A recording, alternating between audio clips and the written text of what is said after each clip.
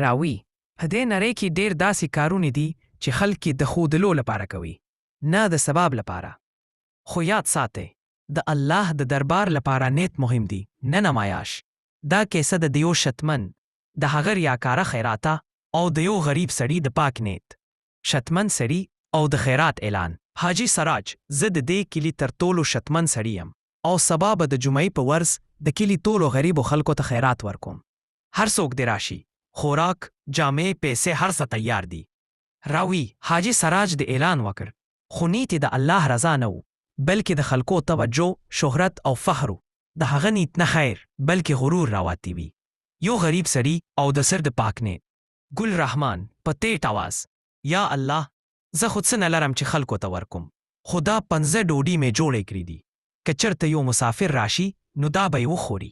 هلک په خوشحالي: الله دې خوشحاله لري.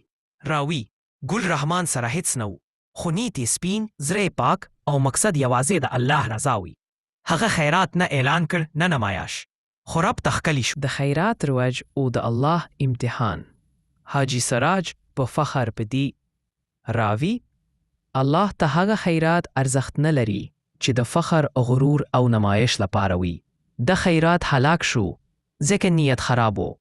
یو خوب، یو پیغام. غیبی آواز: ستا خیرات نه قبول شو ځکه نیت دی د خلکو لپاره وي. غیبی آواز: هغه ډوډۍ چې یو مسافر ته د پاک نیت سره ورکړې شوې، موږ ومنله. نیت مهم دی، نه ښکار. بدلون، بخنه. حاجي سراج په ژړا: بابا، زه غلط وم، ما خیرات د الله لپاره نه د خلکو لپاره کاوه. ما ته بخنه راکړي چې زه هم د زړه پاک نیت پیدا کړم. ګل رحمان نیت اصلاح کړه او خیرات پټ وکړه. الله به در سره وي. د خیرات رواج او د الله امتحان. حاجي سراج په فخر په دی.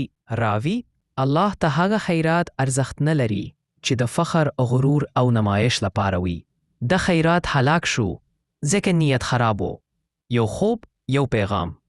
غیبی آواز: ستا خیرات نه قبول شو ځکه نیت دی د خلکو لپاره وي.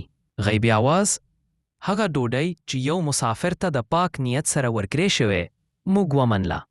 نیت مهم دی، نه ښکار. بدلون، بخنه.